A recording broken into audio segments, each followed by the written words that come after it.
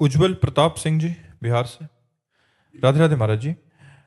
महाराज जी, आप कह रहे हैं कि एक समय पे आप बहुत एक अच्छी अध्यापक थे और कोचिंग सेंटर में पढ़ाते थे और काफी बच्चे भी आपसे पढ़ते थे। महाराज जी, आप कह रहे हैं कि फिर ऐसी नशे की लत लगी कि महाराज जी सब उजड़ गया, और फिर महाराज जी अब ये सुधरना चाहते हैं बट वो बल नहीं है अंदर कि सुधर पाए, और मतलब नशे से बाहर ही नहीं निकल पा रहे। उससे बड़े कृपा पात्र हो जो आप वृंदावन आ गए हो और कहीं न कहीं हमारे संतों की दृष्टि में आ गए हो।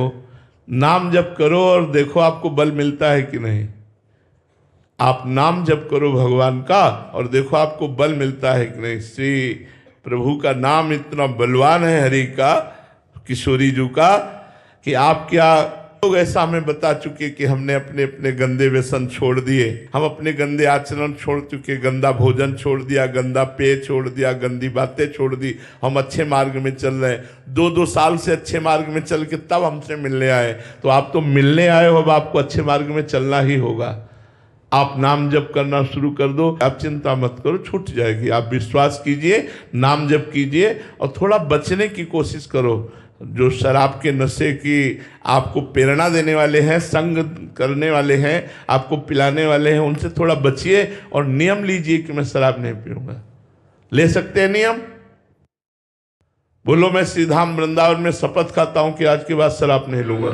श्रीधाम वृंदावन में शपथ लेता हूँ मैं तो शराब नहीं पीऊंगा। बहुत, हम तुम्हारा सहयोग करेंगे, चिंता मत करो।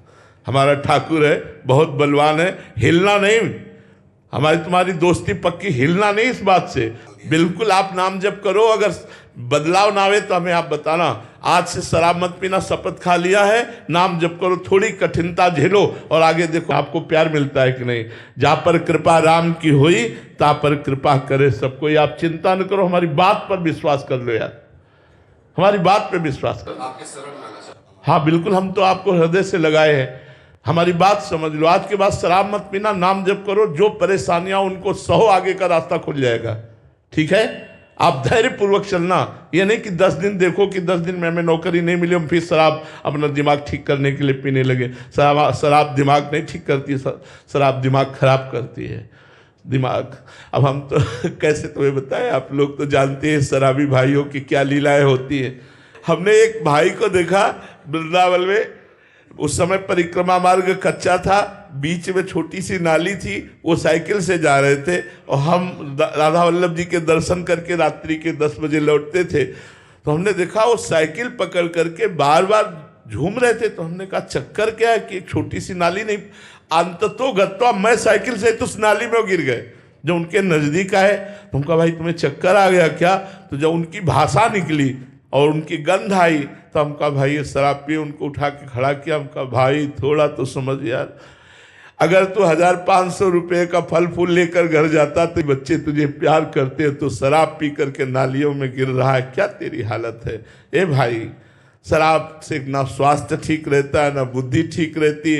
लोग कहते हैं रिलैक्स, यार अगर शराब से रिलैक्स होता तो सब रिलैक्स हो जाते।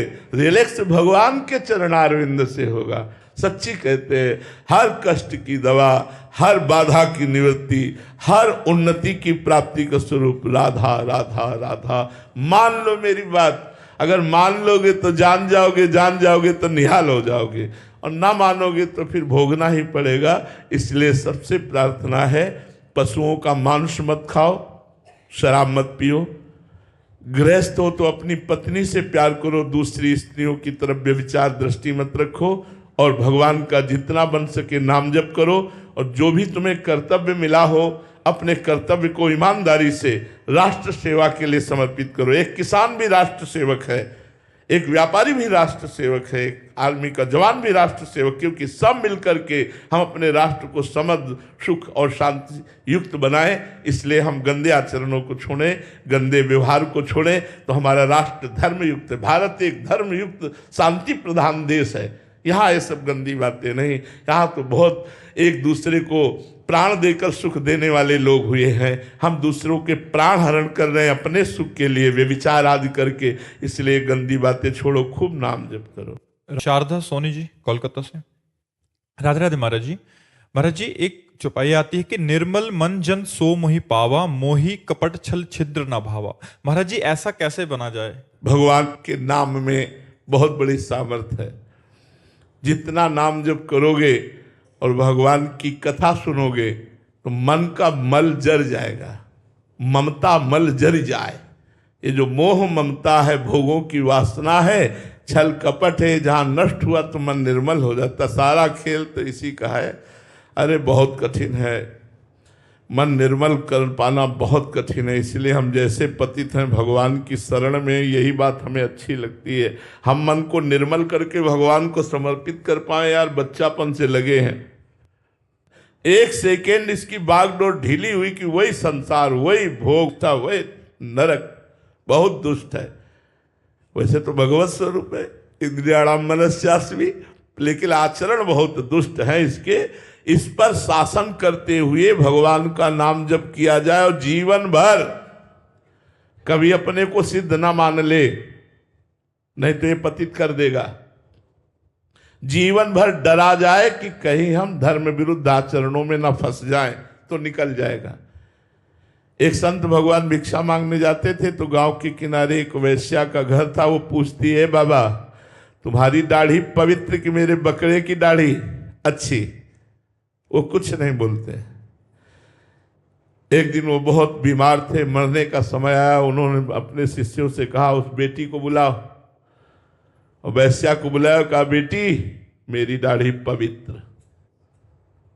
तो उनका बाबा ये बात तो आप उस समय भी कह सकते थे। बोले नहीं, अब मैं भगवान के धाम को जा रहा हूं, अब मैं पक्का कह रहा हूं कि मेरी दाढ़ी पवित्र, क्योंकि शरीर जब तक है तब तक पता नहीं कब कौन सा आचरण बन जाए। इसलिए जीते जी हम नहीं कह सकते, मरने की दशा में कह सकते कि अब हम पवित्र हैं। मन न जाने कब कहाँ कैसे गिरा दे, कुछ पता नहीं चलता। भगवान ही रक्षक है, वही रक्षा करे तो पार हो जाए। इसलिए निर्मल मन करने के लिए एक ही साबुन है, संतों का संग करते हुए भजन करना। साधन को हरि भजन है, कै सत्संग सहाय। मन तो चंचल सबनते, या को कौन उपाय। साधन को हरि भजन है, कै सत्संग सहाय। संतों का संग करो, नाम जप करो, मन पवित्र हो जाएगा। पवित्र मन में ही भगवान का स्फुरण होता है। विकास पाटिल, हरिवल्लभ दास जी महाराज, राधे राधे महाराज जी। महाराज जी प्रभु तो करुणा निधान है, फिर सभी को, जीव मात्र को मोक्ष देकर नरक यातना से क्यों नहीं बचा लेते सभी को? देखो बहुत सूक्ष्मता की हम बात कहते हैं। कोई दूसरा हो तो करुणा करके बचा लें, जब आप ही हैं तो आप ही खेल खेलने वाले हैं, आप ही खिलाड़ी हैं, और आप ही दंड देने वाले हैं, और आप ही दंड भोगने वाले हैं। इसलिए वो खेल रहे हैं, अपने आप से आपकी रचना करते हैं, अपने आप से अपने आप का पालन करते हैं, और अपने आप से अपने आप का विनाश करते हैं। तो वो किस पर करुणा करें? इसलिए ये बात समझनी होगी। आप संत हैं इसलिए ऐसा उत्तर दे रहे हैं। भगवान अपने आप से अपने आप में खेल रहे हैं। अब स्वतंत्र रूप से जो हम अज्ञान से युक्त होकर भगवान से विलग हो गए हम, और अपने को कर्ता मान लिया, अपने को भोक्ता मान लिया, तब हमको स्वर्ग नरक की यात्रा करनी पड़ेगी।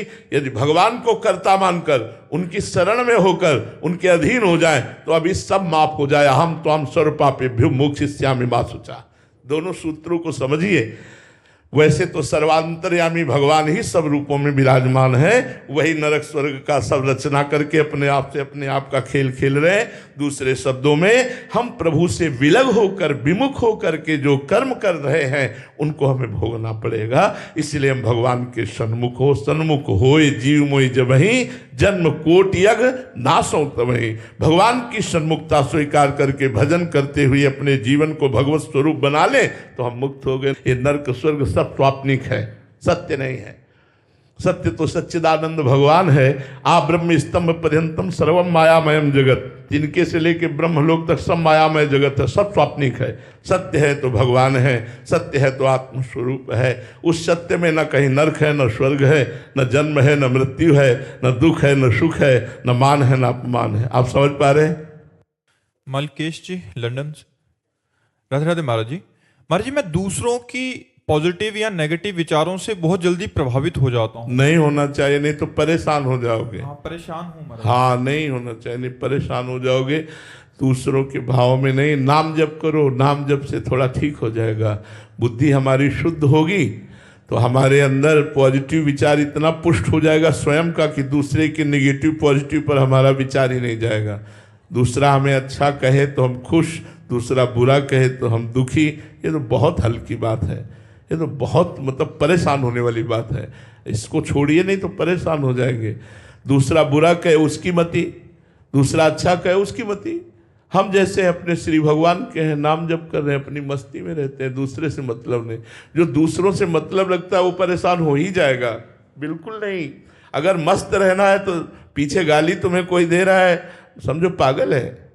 पीछे वो आपको कह रहा है बहुत अच्छे आदमी है, तो बहुत वो अच्छा आदमी है जो ऐसा बोल रहा है, उसकी मति है।